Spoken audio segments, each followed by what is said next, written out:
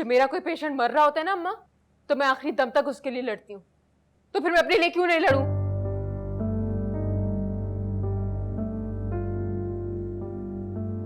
मैं जानती हूँ, मैं जानती हूँ मेरी जान, इसमें तुम्हारी कोई गलती नहीं। जब मेरी गलती नहीं है तो फिर मेरे साथ ऐसा सुलूक क्यों हो रहा है? अब्बा ने ही सिखाया ना हक के लिए लड़ना। वो अपना सिखाया हुआ सबक भूल गए अम्मा, लेकिन मैं नहीं भूली। ये जंगल है बेटा, मैं तुम्हें जंगल की आग के हवाले नहीं कर सकती। हमारे लिए तुम जिंदा वापस आ गई, यही बहुत है। मेरे लिए नहीं अम्मा, मुझे खुद को भी मुंह दिखाना होता है।